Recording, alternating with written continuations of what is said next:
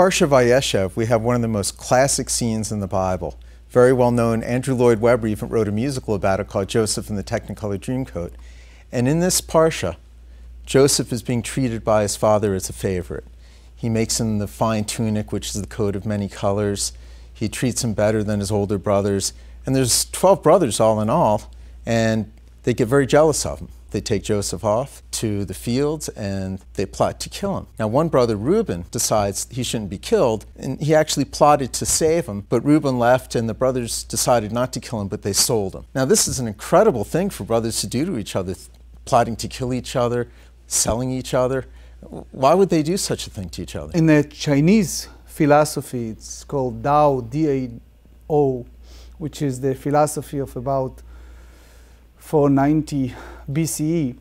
They teach us the whole concept of family dynamics, family feuds, and its consequences.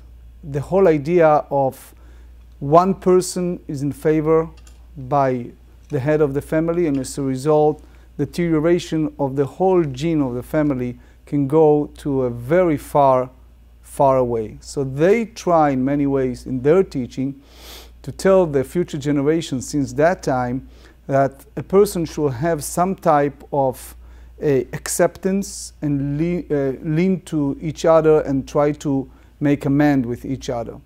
Well, if you think not just the Chinese, there are many other religions and philosophies that feel that way. The famous Japanese Shinto also hold the same way. Back to our question of Joseph and his brothers.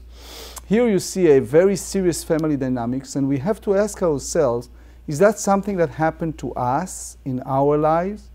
Is that something that we suffer or other people that we know suffer from? The family feuds, the family dynamics, nothing worse than that when it happens. It was very cruel the way the other brothers broke Jacob's heart, leading him to believe that his son was dead and put him in mourning. And Jacob was a tough guy. I mean, he's the guy who wrestled the angel all night long with the dislocated hip. So that tells you how much it hurt Jacob when they did this to him by taking his son Joseph away. Correct. But since you and I never met Jacob, we just read those stories in the Bible, we always have to ask ourselves, is that something that happened to us in our lives? Is that something that happened to our friends, to our families, to our co-worker? And how should we cope with those situations? So we learn many lessons. The lesson of favoritism. You cannot say to your child some type of statements that other child will interpret as a favoritism.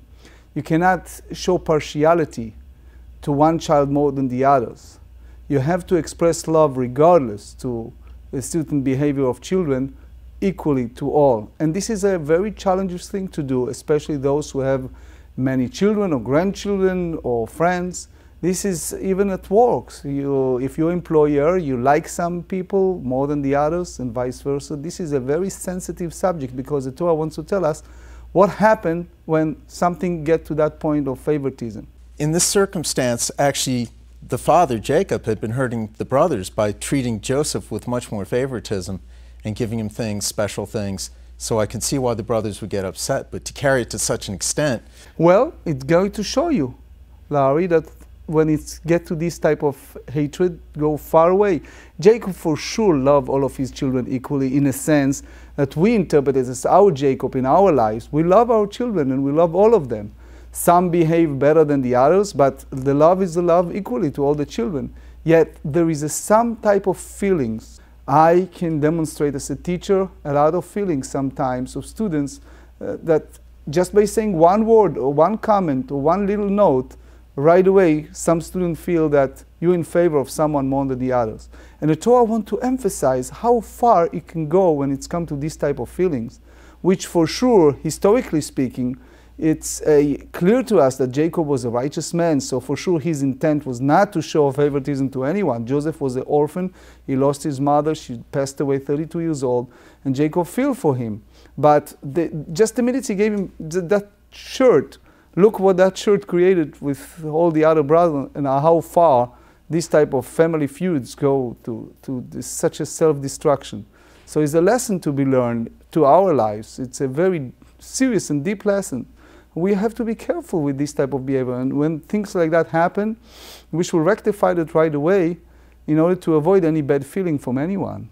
When emotions are involved, things can really go too far sometimes. And people misconstrue things, and people twist it, and it can go in such a bad feeling, and one word lead to another. Is like a snowball, it never ended.